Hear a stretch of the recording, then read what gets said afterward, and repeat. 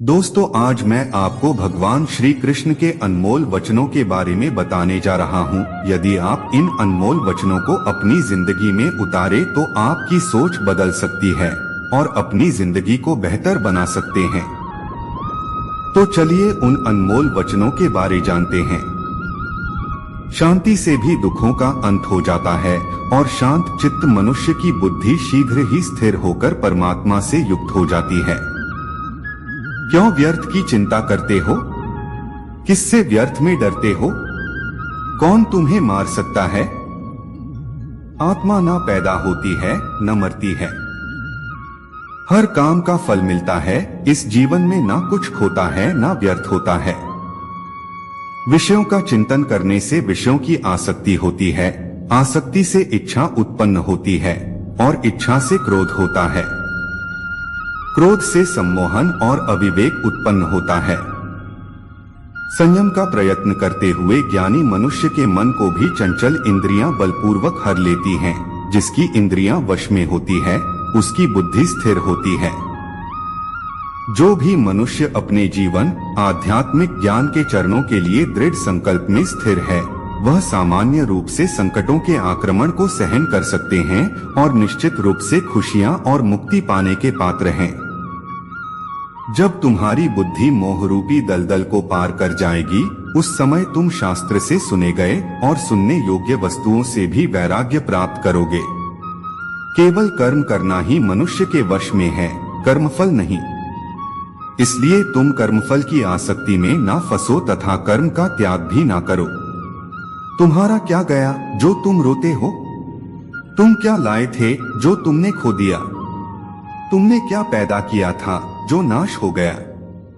न तुम कुछ लेकर आए, जो लिया यही से लिया, जो दिया यही पर दिया, जो लिया इसी ईश्वर से लिया, जो दिया इसी को दिया।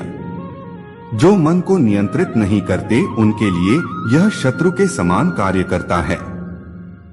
खाली हाथ आए और खाली हाथ वापस चले। जो आज तुम्हारा है कल और किसी का या परसों किसी और का होगा। तुम इसे अपना समझकर मग्न हो रहे हो। सुख दुख, लाभ हानि और जीत हार की चिंता ना करके मनुष्य को अपनी शक्ति के अनुसार कर्तव्य कर्म करना चाहिए। ऐसे भाव से कर्म करने पर मनुष्य को पाप नहीं लगता। जो हुआ वह अच्छा हुआ, जो हो रहा है वह अच्छा हो रहा है, जो होगा वह भी अच्छा ही होगा। तुम भूत का पश्चाताप न करो, भविष्य की चिंता न करो, वर्तमान चल रहा है।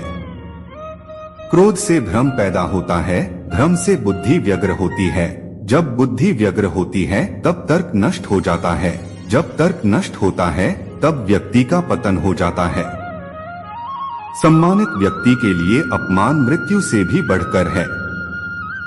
सभी प्राणी जन्म से पहले अप्रकट थे और मृत्यु के बाद फिर अप्रकट हो जाएंगे, लेकिन जन्म और मृत्यु के बीच प्रकट दिखते हैं। फिर इसमें सोचने की क्या बात है? परिवर्तन संसार का नियम है। जिसे तुम मृत्यु समझते हो वही तो जीवन है।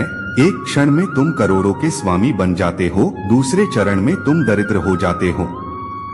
शस्त्र आत्मा को काट नहीं सकते, अग्नि इसको जला नहीं सकती, जल इसको गीला नहीं कर सकता और वायु इसे सूखा नहीं सकती।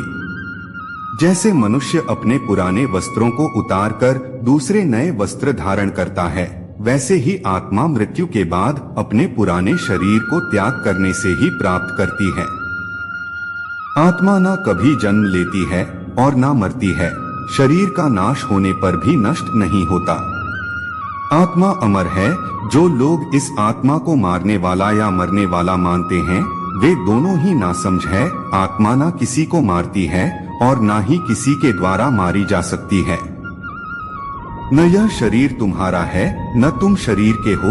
यह अग्नि, जल, वायु, पृथ्वी, आकाश से मिलकर बना है और इसी में मिल जाएगा। परंतु आत्मा स्थिर है। फिर तुम क्या हो?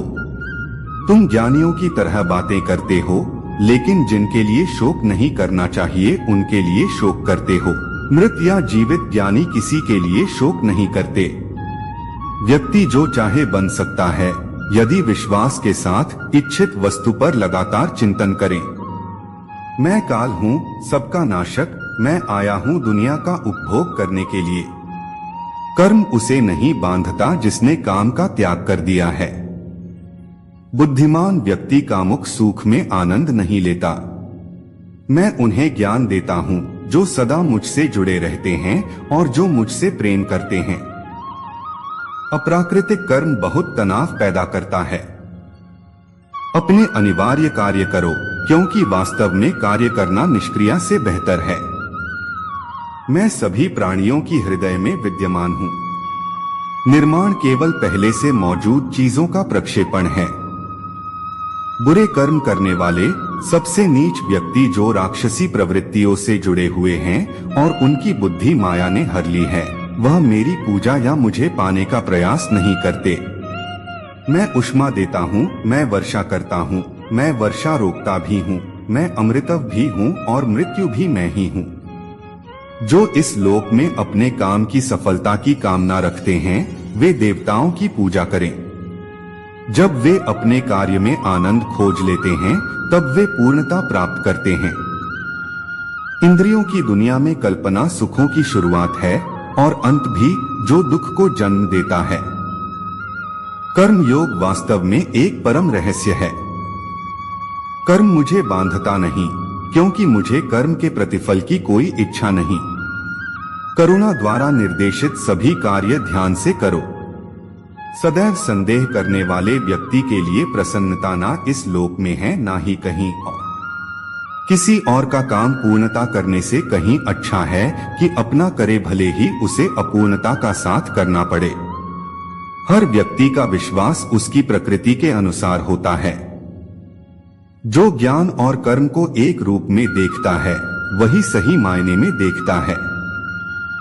जो चीज हमारे हाथ में नहीं है, उनके विषय में चिंता करके कोई फायदा नहीं है।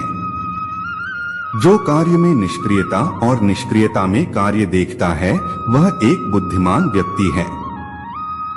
यदि कोई बड़े से बड़ा दुराचारी भी अनन्य भक्ति भाव से मुझे भजता है, तो उसे भी साधु ही मानना चाहिए और वह शीघ्र ही धर्मात्मा हो जाता है तथा परम शांति को प्राप्त होता है।